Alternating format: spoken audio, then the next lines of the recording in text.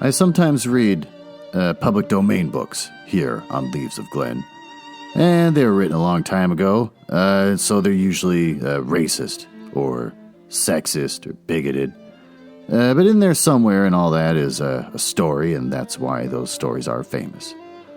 Other times, I read works from independent authors, and they're delightfully not racist, but they might have adult language or adult situations. So that's your warning, but I'm sure you are grown up enough to handle it. Don't write to me complaining. History. I brought this topic up before. We're still living in it. And it's big stuff. If it's not the entire country of Australia burning up, or insane heat waves, here in America it's usually tons of tornadoes and hurricanes, earthquakes, God knows what else. Now, a virus. I try not to normally be topical, really, but this one's kind of hard to ignore. Y2K was a thing. I knew enough about computers. I knew that planes weren't going to fall from the sky because they have people still flying them. I knew the electricity wouldn't go out because they still have manual, switches or whatever. So I kind of laughed the whole thing off, and I was at a party for New Year's Eve where my friend was hosting it. He had a live stream of the Eiffel Tower with the giant clock on it, counting down to midnight in Paris, France, which I am nowhere near, and the clock went out right before midnight. And boy, did that freak him out. He went and filled up the bathtub full of water, so he had a water source, and made the rest of the night humid, and the windows were wet. So I always kind of kept that in mind, and I sort of still keep it in mind. But now with this virus thing, every country's taking it very seriously. They're shutting down schools in Italy and France, and here in America, they're not doing so much. That's a whole other story I'm not going to get into. But they haven't shut down schools yet, but they have shut down sporting activities. St. Patrick's Day in my city, the parade's going to not happen. So, should I take it seriously? There's toilet paper missing on the shelves. I still have some toilet paper. I'm sure as soon as I need to buy more, I'm just not going to be able to. Am I supposed to also hoard it? I don't want to. But everyone's taking it seriously. Should I be taking it seriously? I don't know how far to go. My work even had a thing today where they said, no one goes to meetings in person. Do it over the phone. But still people had meetings in person, and they mocked the people that were on the phone. I worked from home today, so I was on the phone no matter what. But one, I guess, group even played Jeopardy as a way of rewarding people for actually being there in person versus the people that called in. So I don't know. Is it hubris or is it common sense? I can't tell. Let's see if we can find some answers or solace in the next chapter of this book that's been slowly bothering me more and more.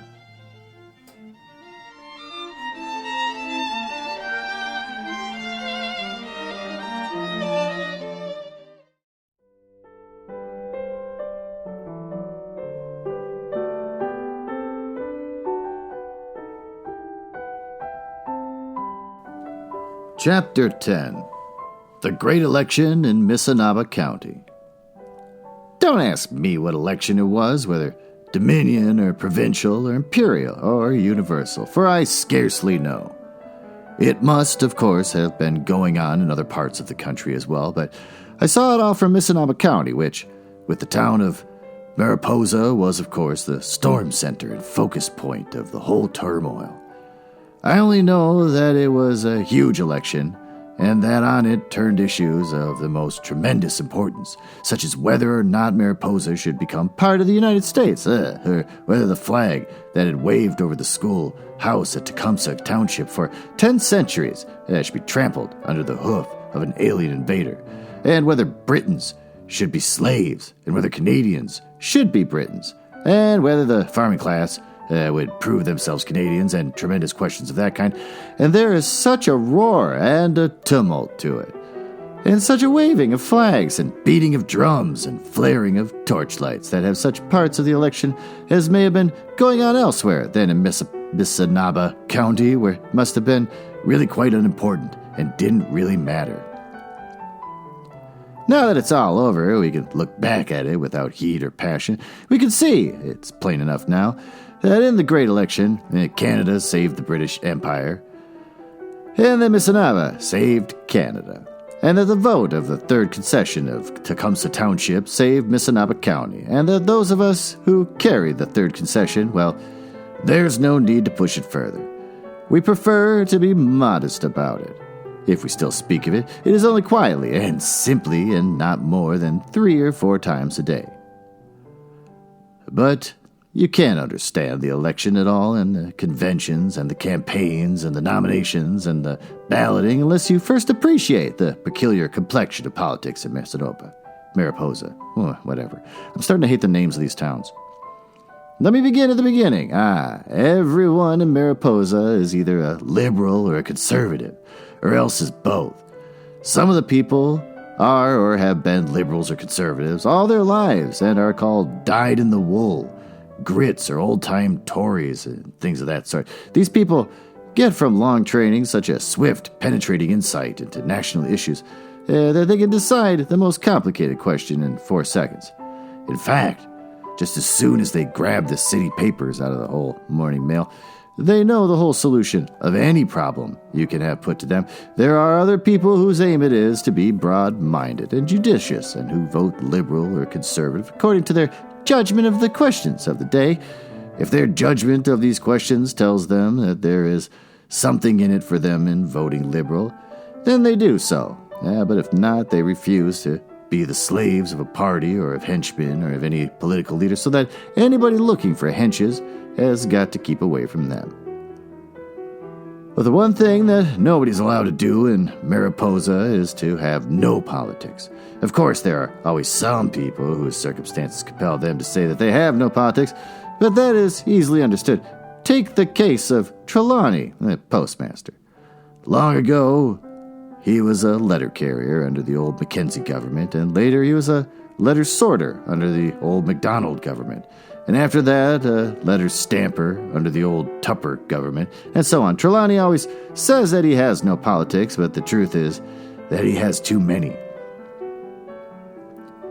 So, too, with the clergy in Mariposa. They have no politics, absolutely none. Yet Dean Drone, round election time, always announces, as is his text such a verse as, "Lo, is there not one righteous man in Israel?" Or, "Oh, what ho! Is it not time for a change?" And that is a signal for all the liberal businessmen to get up and leave their pews. Similarly, over the Presbyterian Church, the minister says that his sacred calling will not allow him to take part in politics, and that his sacred calling prevents him from breathing even a word of harshness against his fellow man, but that when it comes to the elevation of the ungodly into high places in the Commonwealth, this means, of course, the nomination of a conservative candidate, then he's not going to allow his sacred calling to prevent him from saying anything, just what he thinks of it. And by that time, having pretty well cleared the Church of Conservatives, he proceeds to show from the Scriptures that the ancient Hebrews were liberals to a man, except those who were drowned in the flood or who perished more or less deservedly in the desert. There are, I say, some people who are allowed to claim to have no politics. The office holders, the clergy and the school teachers and the hotel keepers, but beyond them, anyone in Mariposa who says that he has no politics is looked upon as crooked, and people wonder what it is he is out after. In fact, the whole town and county is a hive of politics, and people who have only witnessed gatherings such as the House of Commons at Westminster and the Senate at Washington, and never seen a conservative convention at Tecumseh Corners or a liberal rally at the concession schoolhouse, don't know what politics means. Oh my God, all that without a comma. So you may imagine the excitement in Mariposa when it became known that King George had dissolved the Parliament of Canada and had sent out a writ or command for Missinaba County to elect for him some other person than John Henry Bagshaw, because he no longer had confidence in him. The king, of course, is very well known, very favorably known in Mariposa. Everybody remembers how he visited the town on his great tour in Canada and stopped off at the Mariposa station, although he was only a prince at the time. There was quite a big crowd down at the depot, and everyone felt what a shame it was that the prince had no time to see more of Mariposa, because he would get such a false idea about it, seeing only the station and the lumber yards. Still, they all came to the station, and all the liberals and conservatives mixed together perfectly freely and stood side by side without any distinction, so that the prince should not observe any party differences among them. And he didn't. You could see that he didn't. They read him an address about all the tranquility and loyalty of the empire, and they purposely left out any reference to the trouble over the town wharf or the big row there that had been about the location of the new post office.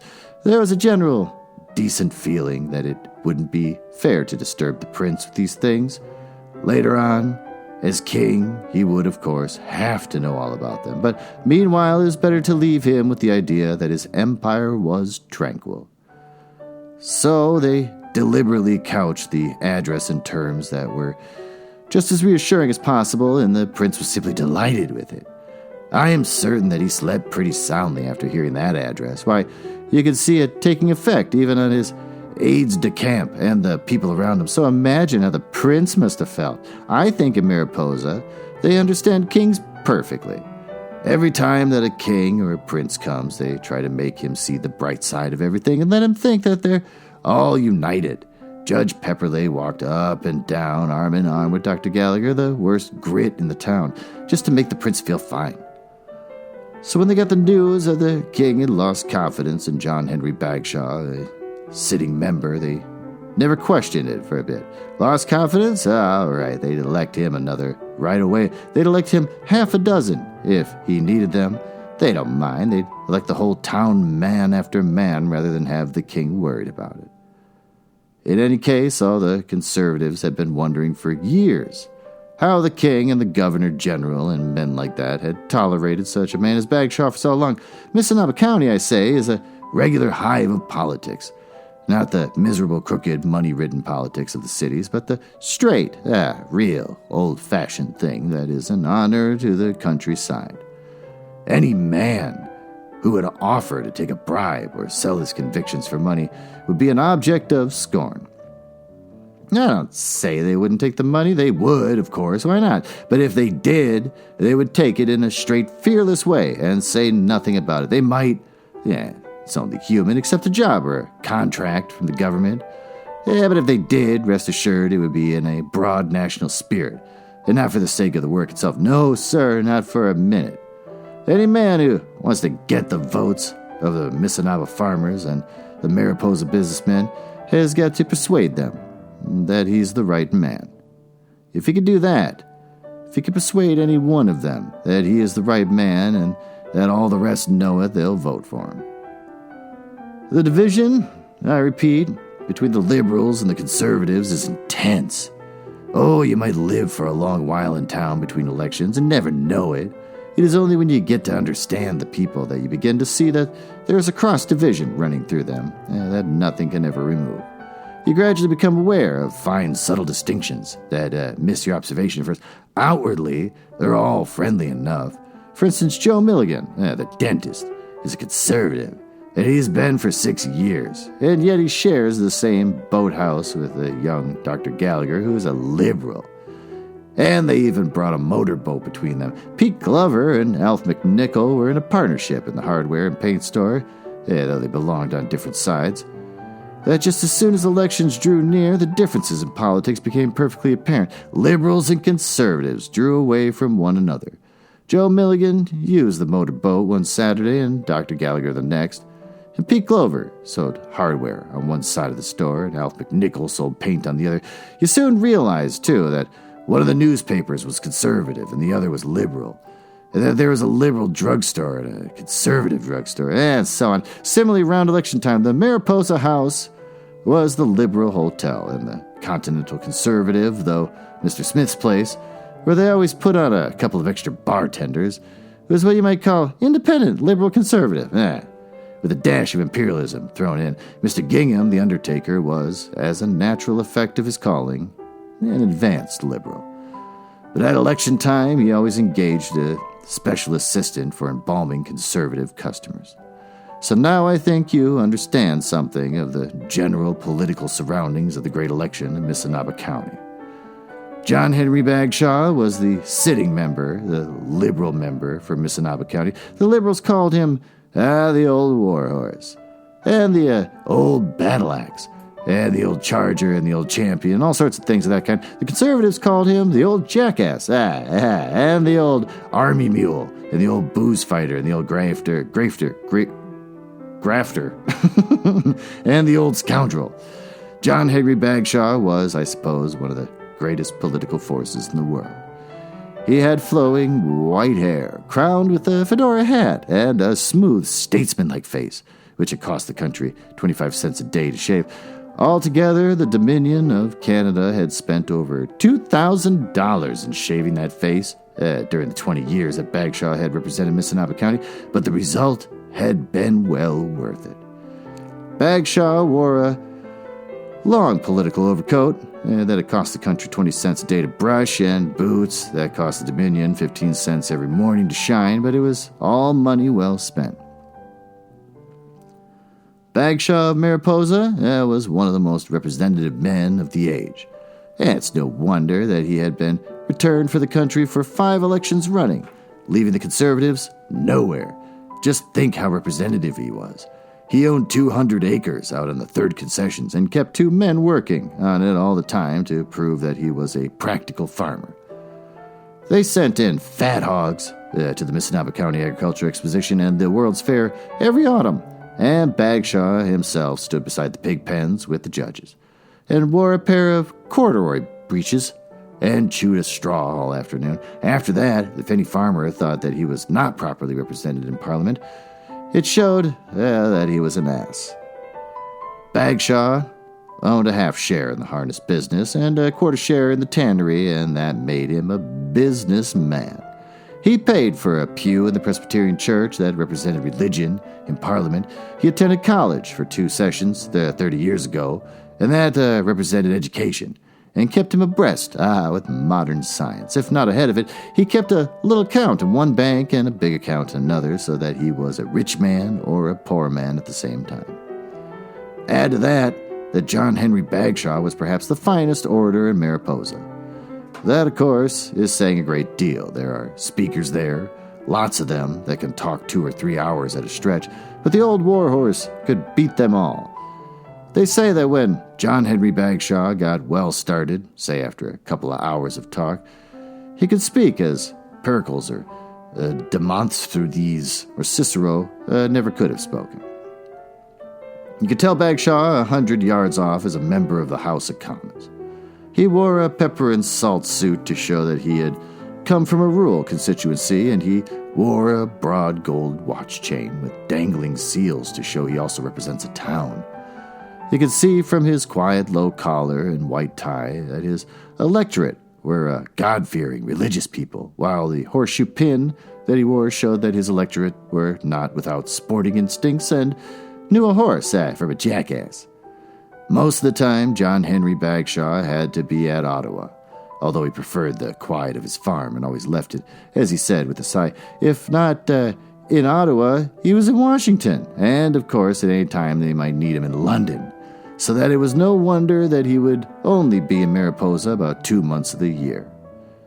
That is why everybody knew when Bagshaw got off the afternoon train one day early in the spring that there must be something very important coming, and that the rumors about a new election must be perfectly true.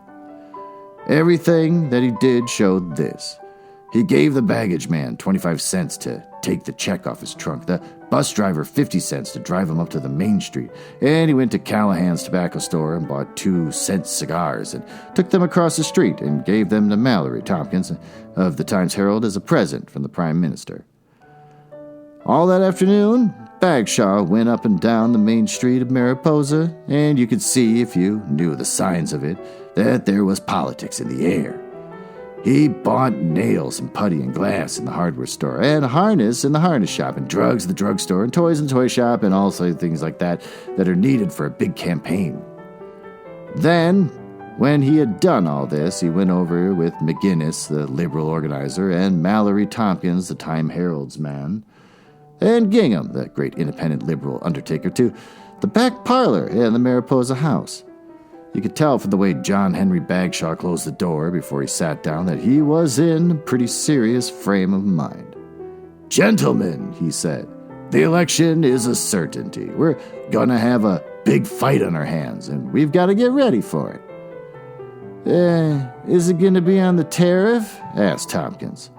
"Yes, gentlemen, I'm afraid it is. The whole thing is going to turn on the tariff question. I wish it were otherwise. I think it madness, but they're bent on it, and we got to fight it on that line. Why, they can't fight it merely on the question of graft," continued the old warhorse, rising from his seat and walking up and down. "Heaven only knows. I warned them. I appealed to them. I said, fight the thing on graft and we can win easy. Take this constituency. Why not have fought the thing out on wonder it spent too much money on the town, wharf, or the post office? What better issues could a man want? Let them claim that I am crooked, and let them claim that I am not. Surely that was good enough without dragging in the tariff. But now, gentlemen, tell me about things in the constituency. Is there any talk yet of who is to run?" "Everybody says that Edward Drone is going to run."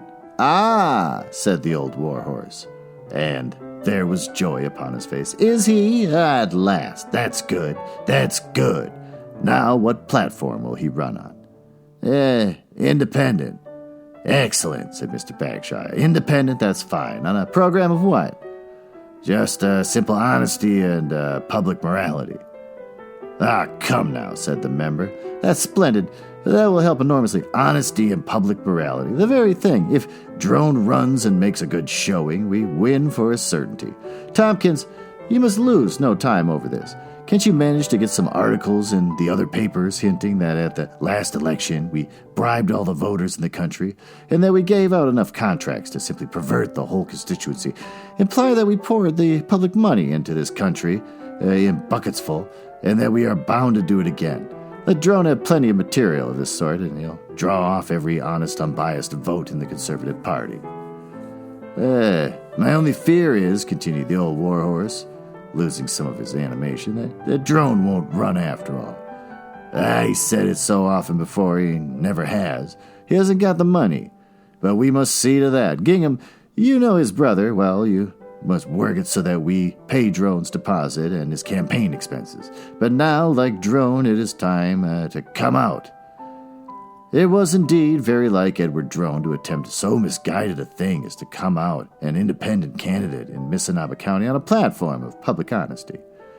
It's just the sort of thing that anyone in Mariposa would expect from him. Edward Drone was the rural dean's younger brother, young Mr. Drone, they used to call him years ago, to distinguish him from the rector. He was a somewhat weaker copy of his elder brother, with a simple, inefficient face and kind blue eyes. Edward Drone was, and always has been, a failure. In training, he had been, once upon a time, an engineer and built dams that broke and bridges that fell down and wharves that floated away in the spring floods.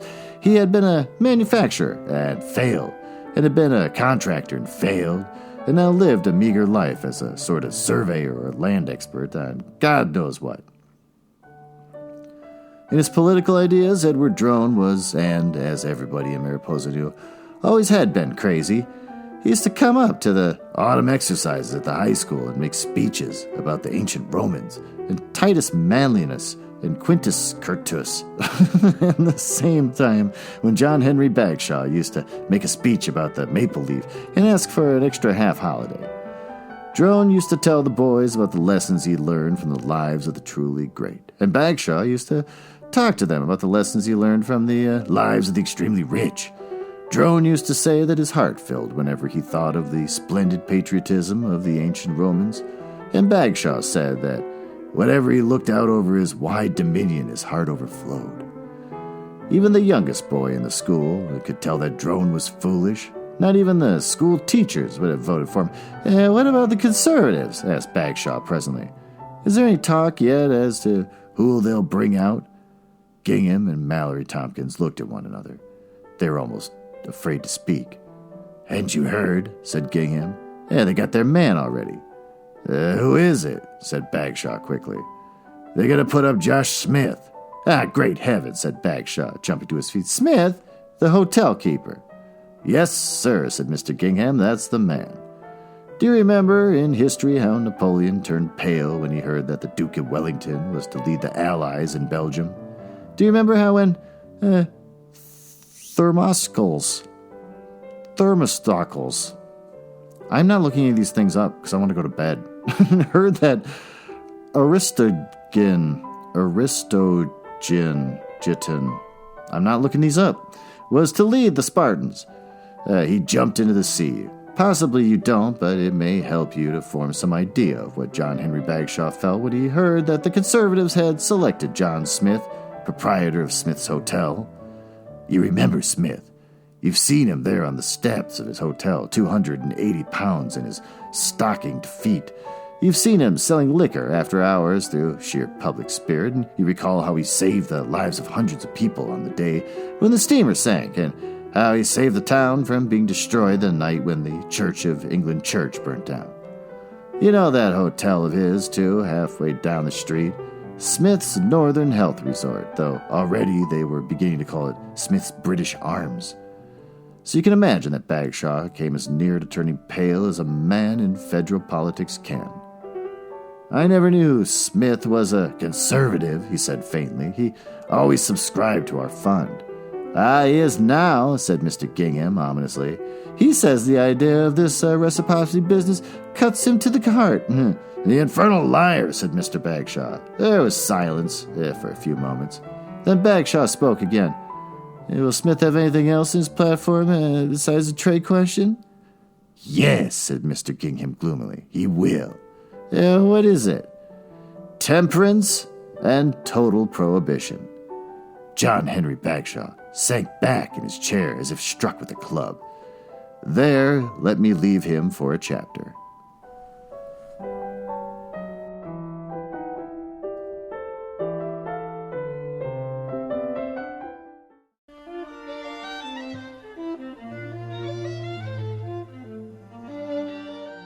Well, what did we learn?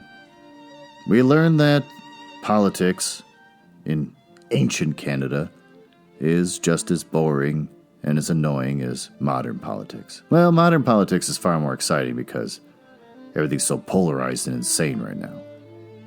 In Canada, too. I can't seem to tie this into what I opened with about history and hubris. Maybe here, the hubris of a candidate thinking he can still take the election. Nah, I got nothing. Maybe we learn from this that sometimes a chapter is not that great. The last one was just offensive. This one, kind of just boring. Though things do come full circle, because Mr. Smith from the beginning of the book is now suddenly an important figure again. So maybe that's what we come away with. As soon as all hope is lost, as soon as you are no longer able to buy toilet paper, everything will come full circle. So with that, thank you for listening.